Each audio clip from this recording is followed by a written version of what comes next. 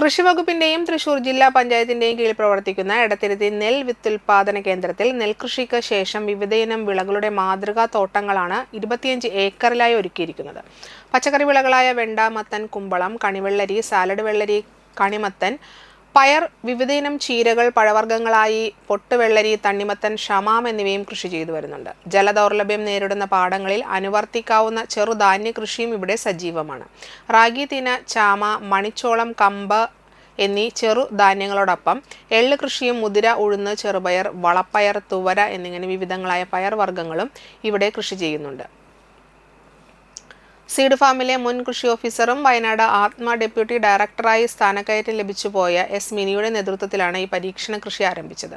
ഫാമിലെ ഉൽപ്പന്നങ്ങളെല്ലാം പൊതുജനങ്ങൾക്കും കർഷകർക്കും നേരിട്ട് വാങ്ങാവുന്ന സംവിധാനവും ഇവിടെ ഏർപ്പെടുത്തിയിട്ടുണ്ട്. ജ്യോതിയിനം നെൽവിത്ത്, ചെറുധാന്യങ്ങൾ, പയറുവർഗ്ഗങ്ങൾ, പച്ചക്കറികൾ, പൊട്ടുവെള്ളരി എന്നിവയുടെ വിത്തുകൾ എല്ലാം സർക്കാർ നിശ്ചയിച്ച നിരക്കിൽ ഇവിടെ നിന്നും ലഭിക്കുന്നതാണെന്ന് ഉദ്യോഗസ്ഥർ അറിയിച്ചു.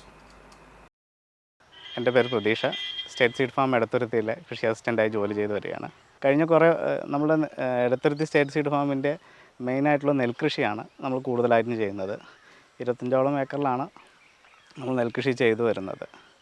അപ്പോൾ അതിലിപ്പോൾ നെൽകൃഷി കഴിഞ്ഞ് എന്ത് നമുക്ക് ചെയ്യാം, അത് നെൽകൃഷികർക്ക് എങ്ങനെ നല്ല രീതിയിൽ ചെയ്ത് മുന്നോട്ട് പോവാം ലാഭകരമായ രീതിയിൽ എന്നുള്ളൊരു കാര്യങ്ങൾ മുന്നോട്ട് വെച്ചുകൊണ്ടാണ് നമ്മൾ ഇത്ര ഏരിയയിൽ കൃഷി ഇത്തവണ ചെയ്തിരിക്കുന്നത്.